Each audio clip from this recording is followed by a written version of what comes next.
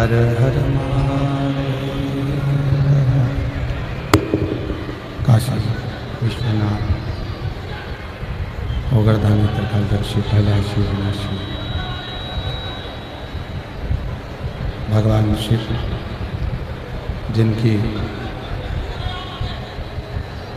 पुनित पावन पवित्र शिव महापुराण की कथा श्रवण करने का सौभाग्य भगवान शिव की कृपा से, करुणा से, उनकी उदारता से यवतमाल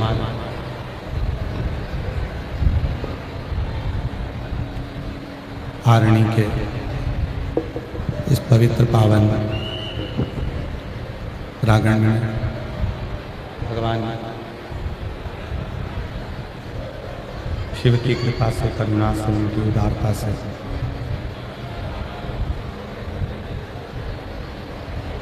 यवतमाल की इस पवित्र पावन आरणी की भूमि पर आप और हम सभी भगवान शिव की पवित्र पावन शिव महापुराण की कथा श्रवण करने के लिए विराजमान हैं। ये पवित्र पावन भूमि आरणी यवतमाल, जहाँ श्री बहिरमदेव शिव महापुराण कथा सेवा समिति आरणी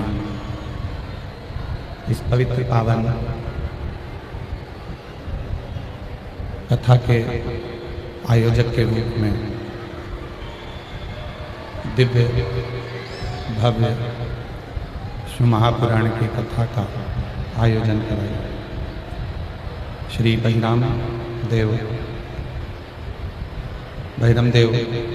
शिव महापुराण सेवा समिति, जिनके अथक प्रयास से ये पवित्र पावन शिव महापुराण की कथा का दिव्य एवं भव्य आयोजन किया जा रहा है। एक बार बहिरमदेव शिव महापुराण सेवा समिति आरणी के लिए जोरदार ताली बजाकर उनका स्वागत वंदन अभिनंदन, जिन्होंने इस पवित्र पावन शिव महापुराण की कथा को दिव्यता और भव्यता के साथ में आयोजित किया। और तेरी कृपा बिना न ले एक भी लेते हैं श्वास तेरी कृपा से तनो तनो। बखान क्या करूं मैं लाखों के ढेर का, चपटी भभूत में है खजाना कुबेर का।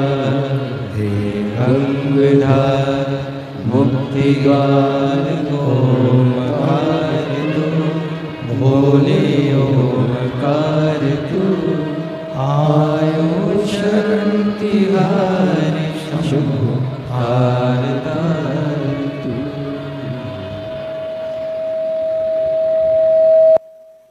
भगवान शिव जो संपूर्ण जगत का कल्याण करने वाले हैं, संपूर्ण जगत का उद्धार करने वाले, जिनकी शरणागति संसार का मानव यदि एक बार भी भगवान शिव की शरणागति को प्राप्त करता है तो वो जीव कभी भटकता नहीं, उसको कभी भटकन नहीं हो सकता।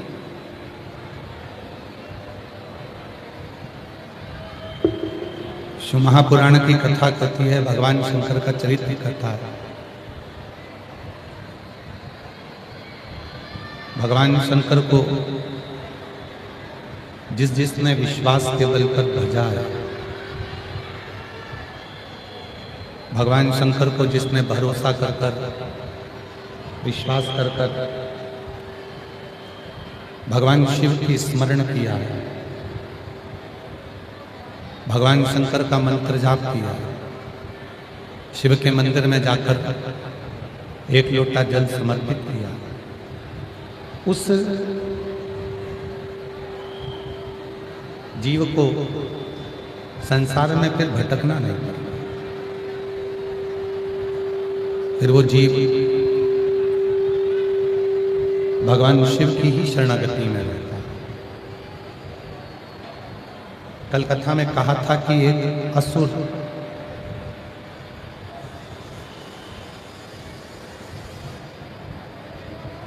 गुणाकेश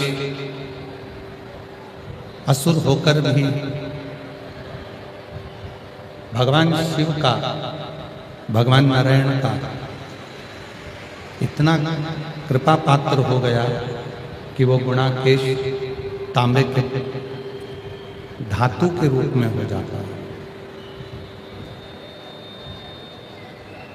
और भगवान नारायण, भगवान शिव 33 कोटि देवी देवताओं की पूजन में वो ताम्र की धातु पूजन में आने लगती है। अब गुणाकेश तो असुर है, गुणाकेश तो असुर प्रवृत्ति का है, फिर भी शिव महापुराण की कथा कहती है कि वो असुर प्रवृत्ति का होने के बाद भी जब भगवान शंकर की शरणागति नंदी के कहने पर ग्रहण करता है और नंदी के कहने पर जब भगवान शंकर की शरणागति वो ग्रहण करता है और शिव की शरणागति में आने के बाद जब वो भगवान की अविरल भक्ति में डूब जाता है, भगवान की अविरल भक्ति में वो समाहित होने लगता है, तो स्वयं भगवान शंकर उसको मार्ग देते हैं, स्वयं शिव उसको मार्ग प्रशस्त कर देते हैं और वो गुणाकेश असुर होकर भी एक धातु का रूप धारण कर लेता है और उस धातु के रूप में वो ताम्र धातु बनकर देवी देवताओं के नजदीक में रहता है। तो ये कथा हमको जो सीख दे रही है, भगवान की शरणागति चाहे गंधर्व हो, असुर हो, नाग हो, किन्नर हो, देवता हो, पशु हो, पक्षी हो, कोई भी हो, जब वो भगवान की शरणागति को ग्रहण करता है तो मेरे भगवान भोलेनाथ, मेरे भगवान शिव शंकर, ओघड़दानी, त्रिकालदर्शी, कैलाशी, अविनाशी शिव उसके दोष नहीं देखे। भगवान शंकर अगर देखते हैं तो केवल गुण ही देखते। पहले हमारे निखिलेश जी भजन की लाइन गुनगुनाया करते थे, मेरे गिनियो ना परा भोले त्रिपुरारी, मेरे गिनियो ना परा ओ शंभु त्रिपुरारी, ओ शंभो त्रिपुरारी, ओ भोले त्रिपुरारी, मेरे गिनियो परा ओ शंभो त्रिपुरारी, माना के मैं पतित बहुत हो, माना के बहुत हो, और पतित पावन तेरो नाम, ओ शंभु त्रिपुरारी, अरे पतित पावन तेरो नाम, ओ शंभु त्रिपुरारी, गिनियो आपरा ओ शंभु त्रिपुरारी। तो शिव कथा कहती है कि मेरा शिव, मेरा ओघड़दानी, मेरा शंकर, मेरा त्रिकालदर्शी, मेरा कैलाशी, मेरा अविनाशी, मेरा शिव तुम्हारे दोषों को कभी नहीं देंगे। अगर मेरे भोलेनाथ देखेंगे तो तुम्हारे केवल गुण को देखेंगे, इसके सिवाय कुछ नहीं। केवल देखेंगे तो गुण। अब कोई ने कहा कि गुरुजी, कोई कहता है कि मंत्र जपना जरूरी है, जब तक मंत्र नहीं जपोगे तब तक भगवान नहीं मिलेगा। शिव महापुराण की कथा में यही प्रश्न चंचुला देवी ने स्वयं तुमरुका जी से किया। थोड़ा सावधानी से कथा सुनिएगा, स्मरण करिए। चंचुला देवी स्वयं भगवान तुमरुका जी से प्रश्न कर रहे हैं। चंचुला देवी ने कहा, तुमरुका जी मेरा एक प्रश्न है, क्या आप मेरे प्रश्न का उत्तर दोगे? तुमरुका जी ने पूछा कि कौन सा प्रश्न? बोलिए। कहा, मेरा प्रश्न ये है कि ना तो मैंने मंत्र जपा, ना मैंने कोई पुण्य करा, उसके बाद भी मैं पार्वती जी की सहेली कैसे बन गई? माता पार्वती जी की सखी कैसे बन गई? ना तो मैं कभी मंत्र को जपती हूं और ना कभी मैंने कोई पुण्य करा। अगर मैं पुण्य करती तो मेरे मन में रहता कि मैंने पुण्य करा। अगर मैं मंत्र जपती तो मेरे मन में रहता कि मैंने मंत्र जपा। पर ना मैंने मंत्र जपा और ना मैंने कोई पुण्य करा। फिर मैं कैलाश पार्वती जी की सहेली बनकर कैसे बैठ गई? तुमरुका जी ने कहा, चंचुला, तेरे गांव के लोग, सारा गांव इकट्ठा होकर गाड़ी में बैठकर, बैलगाड़ी में बैठकर किसी और जगह पर जा रहे थे। पर चंचुला, तूने जितने गांव के लोग किसी और जगह पर जा रहे थे, उन सारे गांव के लोगों को निवेदन कर कर, विनय कर कर, तू सारे गांव के लोगों को लेकर काशी चली गई और सारे गांव के लोगों को तूने काशी का दर्शन करा दिया। भले तुझे मंत्र नहीं आता था, पर तेरा मन पवित्र।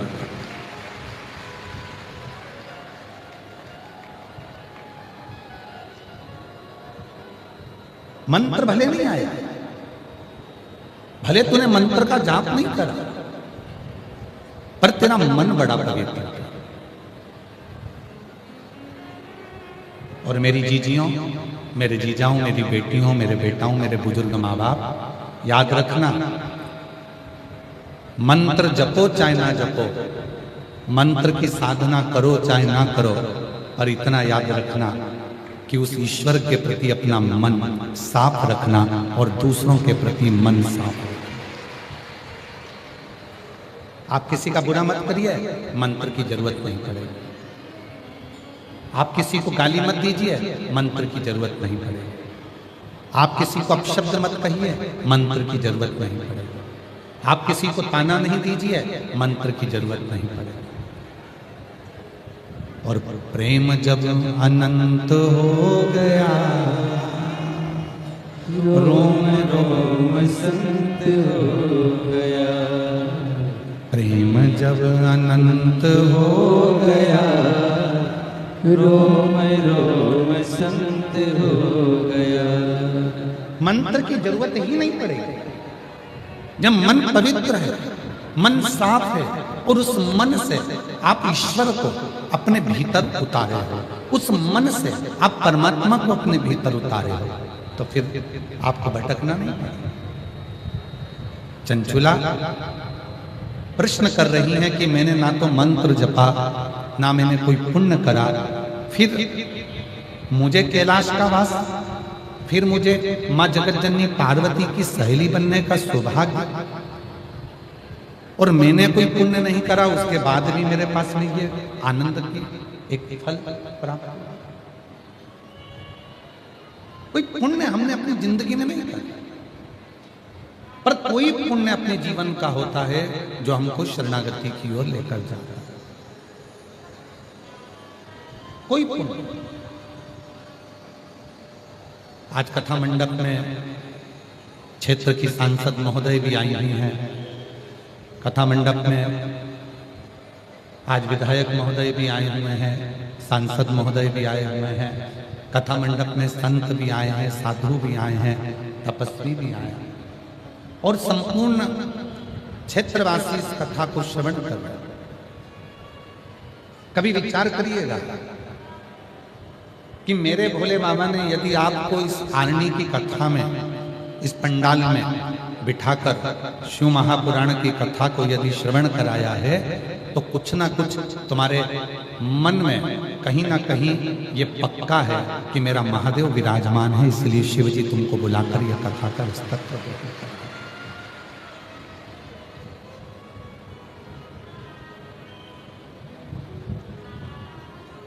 शिव स्वयं विराजमान, भगवान शंकर स्वयं तुम्हारे चित्तवृत्ति में बैठे। चंचुला, तूने मंत्र का जाप नहीं किया। चंचुला, तूने कोई मंत्र नहीं जपा। चंचुला, तूने कोई पुण्य नहीं किया। पर चंचुला, तेरा मन साफ था। पूरे गांव के लोगों को लेकर तू शिव की शरणागति में चली। आप में से कई माताएं बैठी हैं, कई मेरी जीजियां बैठी हैं, कई मेरे जीजा बैठे हैं, कई मेरी बेटियां बैठी हैं, कई मेरे बेटा बैठे हैं, कई बुजुर्ग माँ बाप ऐसे बैठे हुए हैं जो कई बार घर के लोग पूछते हैं, मम्मी आपका कहीं जाने का मन है क्या, मैं तुमको लेकर चलता हूं। पति ने पत्नी से पूछा, तुम्हारा कहीं चलने का मन है क्या, मैं तुम्हें लेकर चलता हूं। बहन ने भाई से पूछा, भाई बहन से पूछा, तुम्हारा कहीं चलने का मन है क्या, मैं तुम्हें लेकर चलता हूं। इतने में हो सकता है आप में से कई माताएं ऐसी हैं, कई जीजियां ऐसी हैं, कई जीजा ऐसे हैं, कई बेटियां ऐसी हैं, कई बुजुर्ग ऐसे हैं जिनके मुख से निकल जाता है कि मुझे तू सीहोर कुबरेश्वर धाम ले चल, मुझे तू उज्जैन ले चल, मुझे काशी ले चल, मुझे शिव महापुराण की कथा में ले चल, मुझे रेणुका माता के चरणों में ले चल, मुझे सिद्धेश्वर बाबा के मंदिर ले चल, मुझे केदारेश्वर बाबा के मंदिर ले चल। ये भीतर की एक प्रभु से मिलन की एक आस जुड़ी।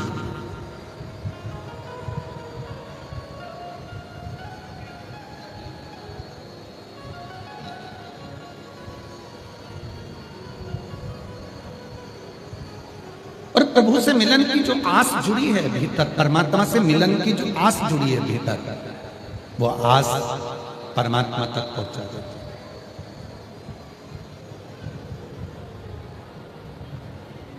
रामचरितमानस सबने सुनी है, जम के तो बोलो। रामायण सबने सुनी है ना, ठीक है, थोड़ा डिले कम कर दो, डिले। रामचरितमानस सबने सुनी है, ठीक। रामचरितमानस में मां शबरी का चरित्र आता है।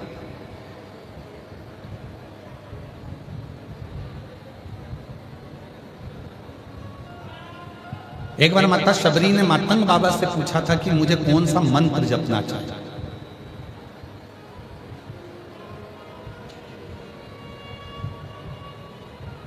माता शबरी ने स्वयं मातंग बाबा से पूछा कि मुझे मंत्र कौन सा भजूं जिससे मुझे परमात्मा का दर्शन हो। और मातंग बाबा ने कहा, तुम मंत्र कोई भी जपो चलेगा, पर परमात्मा मंत्र से नहीं, परमात्मा मन देखकर तेरे पास आएगा। मन। और क्या देखा मेरे भोले बाबा ने, क्या देखा मेरे राम जी ने? मन। कब देखा सबरी अम्बा का मन? जब माता शबरी बेर तोड़कर लाई और बेर लाकर भगवान को जब देने लगी तो मुख से झूठा कर चक चक कर देगा। भगवान जान गए, इसके मुख से मंत्र भले ना निकले हों, पर इसके मुख से जो बेर मेरे पास आ रहे हैं वो मंत्र के झूठे मन से पवित्र हैं, और इसने अपना मन मुझे दे दिया। इसने मुझे मंत्र नहीं दिया, इसने मुझे मंत्र प्रदान नहीं करा, पर इसने अपना मन मुझे दे दिया।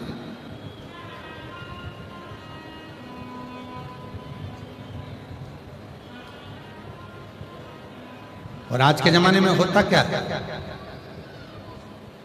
दुनिया के लोग आपको गुलदस्ता दे देंगे फूलों का, दुनिया के लोग आपको माला दे देंगे फूलों की, दुनिया के लोग आपको शॉल दे देंगे 1500, 2000, 400। दुनिया के लोग आपको दुनिया का सामान दे देंगे, और दुनिया के लोग आपको मन नहीं देंगे। सास बहू को जब शादी होती है तो सोने की चूड़ी देती है, सोने का मंगलसूत्र देती है, सोने की नथनी देती है, पाँव की पायल देती है, कमर की करधोनी देती है, अच्छी अच्छी साड़ी देती है, लहंगा चुन्नी बेच देती है, तैयार होने का वो डब्बा देती है, मेकअप बॉक्स, उसके पाँव की चप्पल देती है।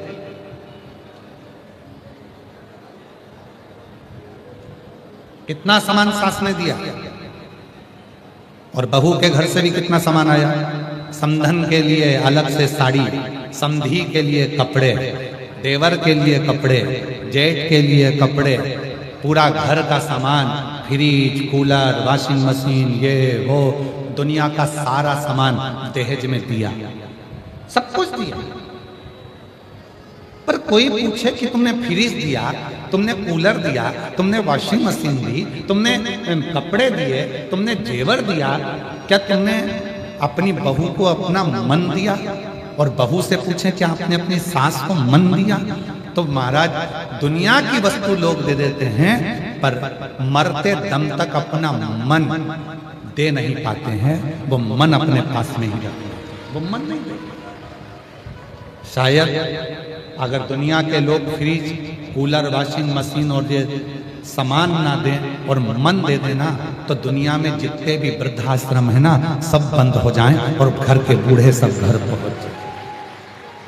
यदि मन दे तो,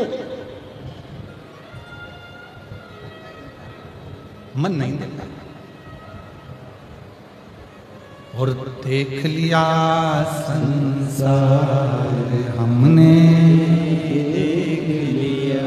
सब मतलब के यार हमने देख लिया। झूठे नाते, झूठे रिश्ते, झूठे नाते, झूठे रिश्ते, अरे झूठा है संसार हमने देख लिया। सब मतलब के यार हमने देख लिया। देख लिया संसार हमने देख लिया। केवल अगर मन दे दे, केवल मन, धन नहीं। और आज आप लोगों से कहने में पीछे नहीं हटेंगे आर्मी वाले।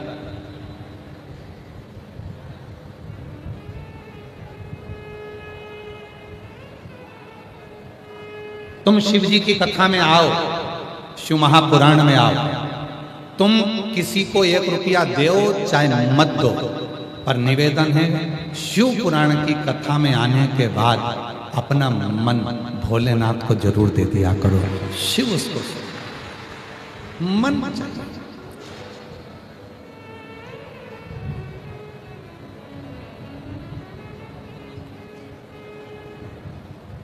दुनिया का कोई धन भगवान शिव को नहीं खरीद सकता। दुनिया की कोई दौलत भगवान शंकर को नहीं खरीद सकता। केवल मन, और मन के सिवाय कुछ नहीं। कि भक्तों के घर भी अंधेरा दर्शन के नैन बावरे, दर्शन दिया करो।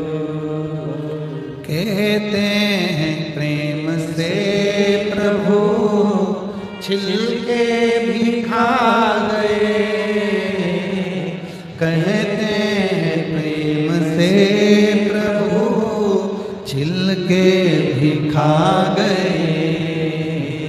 शबरी के झूठे वेद भी खाते रहा करो, शबरी के झूठे वेद भी खाते रहा करो, दर्शन के नैन बावरे, दर्शन दिया करो।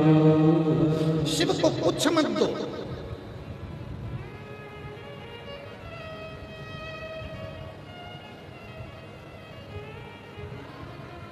कुछ मत दीजिए आप। शंकर भगवान की कथा में आओ तो थोड़ी देर मन दीजिए। पड़ोसन बात करे तो उसको कह दो हाथ जोड़ती हूँ, 50 रुपए खर्च कर कर यहां पहुंची हूं, सुबह से बैठी हूं, धक्का खाया, आंधी तूफान आया, टेंट टूट रहा, नीचे जमीन गीली है, उसके बाद भी मैं जगह छोड़कर नहीं गई। क्यों? क्योंकि मेरे बाबा से मुझे बात करना है। तेरे हाथ जोड़ती हूं, तू चुप। मेरी जीजियों, कल आरणी के सारे सोशल मीडिया पे कथा पंडाल के वीडियो चल रहे थे। इतना कीचड़, इतना पानी, इतना कीचड़, इतना पानी। 10-11 बजे तक वीडियो चलते रहे। कथा ऑनलाइन होगी, ऐसी होगी, वैसी होगी। और कोई एक भक्त आया और उसने जब देखा कीचड़ में भी शिव भक्त लाखों की संख्या में बैठे हुए हैं, तब उसकी बुद्धि में आया कि यह कथा कथा शायद दुनिया की एक शिवपुराण एक ऐसी है कि कीचड़ में, गंदगी में भी, गर्मी में, बारिश में, ठंड में लोग देखते नहीं हैं और बैठे शिव को भज रहे हैं। उनका एक लक्ष्य है, मेरे बाबा को अपना दिल दे देना और बाबा से अपने मन की बात कर देना। उसको कुछ वो मंत्र नहीं जानता। आप में से कई मेरी माताएं, कई मेरी जीजियां हैं जो हमारी हिंदी भाषा भी नहीं जानते। आप में से कई मेरी माताएं ऐसी बैठी हुई हैं जो यहाँ पर आती हैं, जब पत्र पढ़ा जाता है और पत्र पढ़ने पर जब वो यहाँ आती हैं तो हम उनसे बात करते हैं तो उनको हिंदी नहीं आती, वो मराठी बोलती हैं।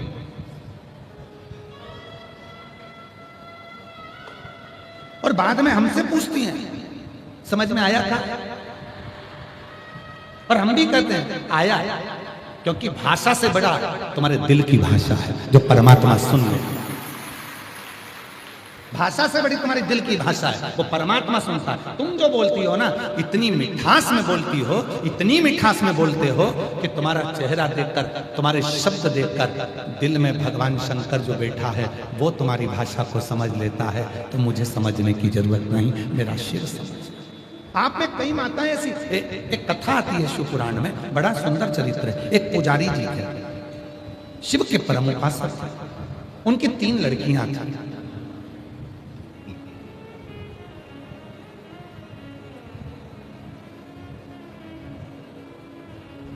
रामा पुजारी की 3 लड़कियां।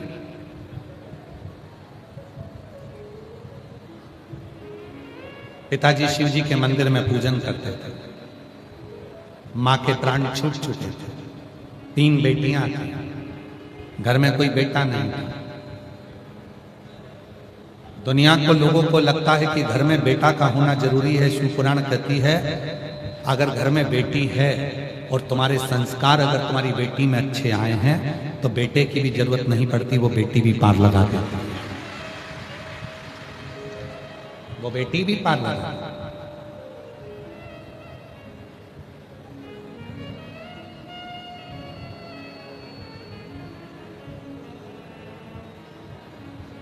शिव कथा का 3 बेटियां थी।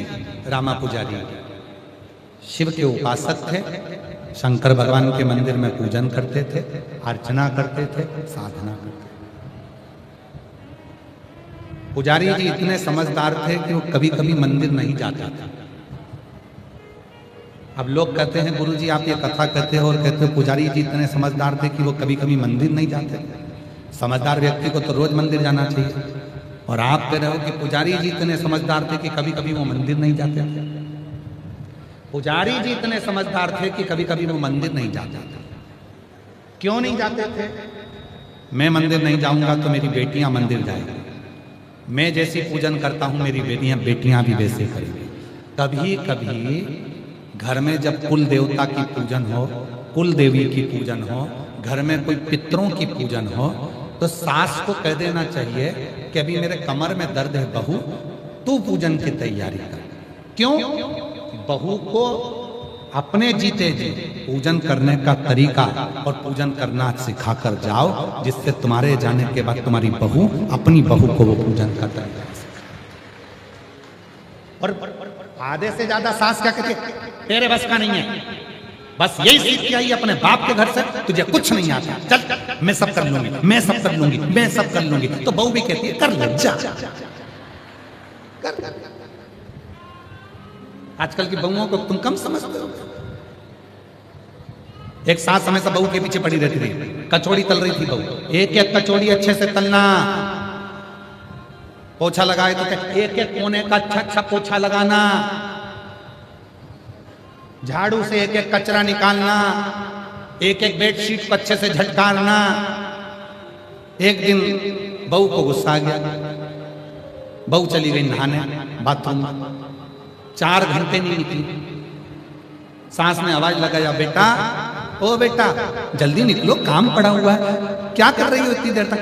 मम्मा एक एक बाल को शैम्पू कर रही है। अब उस दिन से सास ने कहना बंद कर दिया कि एक एक रोटी को अच्छे से सेकना, एक एक कचौड़ी अच्छे से तलना। सास ने उस दिन से कहना ही बंद कर दिया।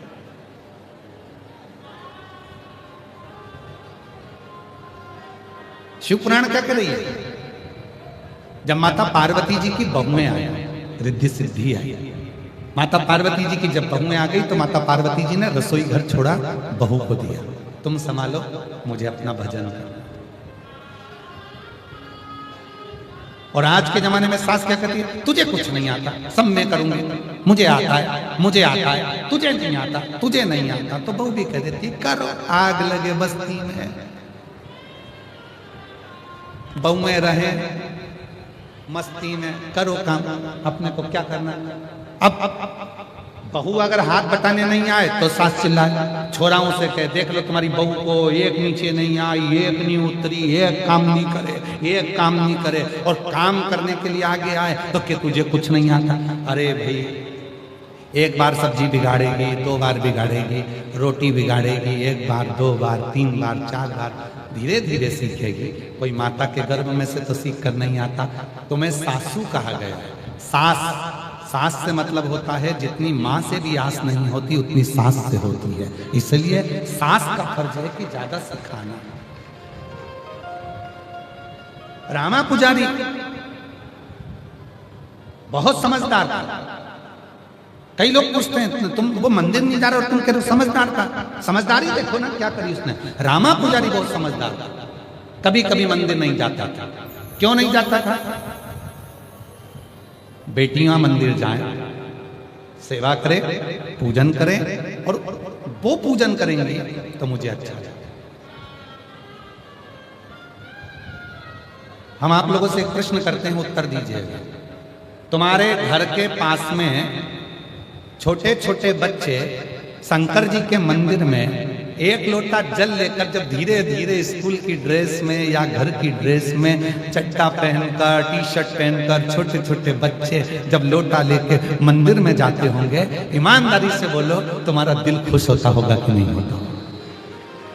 तुम्हारे मन को प्रसन्नता होती होगी कि नहीं होती होगी? इतने इतने से बच्चे, ये तो कभी देखा ही नहीं हमने, ऐसा नजारा तो कभी देखा ही नहीं। आज पूरा विश्व, पूरा देश, पूरा मेरा भारत देश आज एक एक उत्तर से लेकर दक्षिण, पूरब से लेकर पश्चिम तक एक एक गांव में छोटे छोटे बच्चे शिव जी के मंदिर में जा रहे हैं। ये नजारा विश्व ने कभी नहीं देखा था जो शिव पुराण के माध्यम से आज देखा है।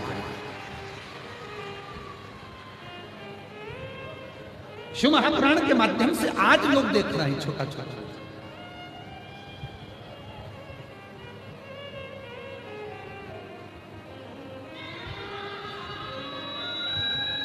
और कितने छोटे छोटे बच्चे बैठे हुए हैं, सारे छोटे बच्चे जितने, और किसी से भी पूछ लो तुरंत बता देगा। क्यों?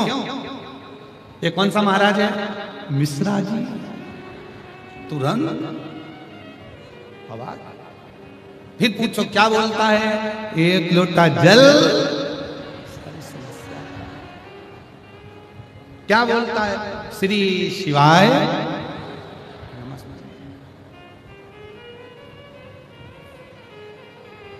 छोटे छोटे बच्चों में ये संस्कार है। रामा पुजारी की 3 लड़कियां थी और रामा पुजारी समझदारी ये करा कि कभी कभी मंदिर नहीं जाते। तीनों बेटियां मंदिर जाती। घर की स्थिति ठीक नहीं थी, मां मर चुकी थी, प्राण छूट चुके थे। पुजारी जी ज्यादा से ज्यादा घर में रहते, बीमार थे, घर में भोजन कुछ था नहीं। बेटियां कहीं कहीं थोड़ा थोड़ा कुछ लेकर आती, घर का गुजारा करती। एक दिन तीनों बेटियां बैठकर बात कर रही थी और अपने पिताजी से कह रही थी, पिताजी हमको तो लगता है कि भगवान है ही नहीं। हमको ऐसा लगता है कि भगवान नहीं है। पिताजी ने जैसे ही सुना तो पिताजी ने बेटियों से कहा, तुम कैसे कह सकती हो कि भगवान नहीं है? हम तो माने ही नहीं कि शंकर जी है। शंकर जी होता तो हम इतना लोटा भर के जल चढ़ाते हैं, इतनी सेवा करते हैं, अर्चना करते हैं, पूजन करते हैं, पाठ करते हैं, आराधना करते हैं, मंदिर जाते हैं। कम से कम भोलेनाथ हमारे ऊपर दया तो करें। भूखे मर रहे हैं, भोजन नहीं है घर में खाने को, शिव कब कृपा करें? पिता ने कहा, बेटा शिवजी जब कृपा करते हैं तो कहकर नहीं करते, और ऐसी कृपा करते हैं कि दुनिया देखती रह जाती है। पिताजी ने जैसे ही कहा, बेटियां समझी नहीं। बेटियां नहीं समझी। घर में भोजन नहीं है, पहनने के कपड़े नहीं है, और पिताजी करें शिव कृपा करेंगे तो तुम देखते रह जाओगे। एक दिन तीनों बेटियां मंदिर से आ रही थी। एक सेठ जी निकल कर गए, उनके बैग में असरफियों की पोटलियां रखी थी। असरफियों की पोटली में से एक पोटली सेठ जी की नीचे गिरी। सेठ जी निकल गए आगे, बेटियां जा रही थी तीनों, उनको पोटली दिखी तो उन्होंने उस पोटली को उठा लिया।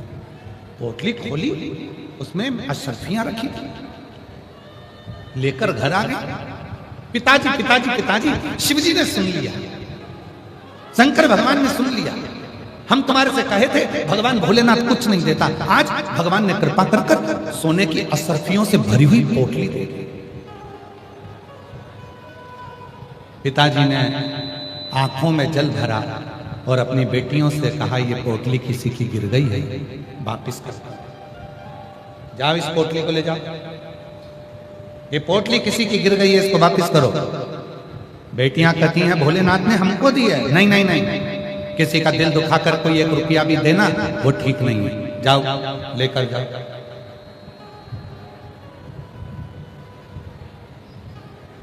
हृदय दुखाकर अगर धन मिला है तो वो ठीक नहीं है।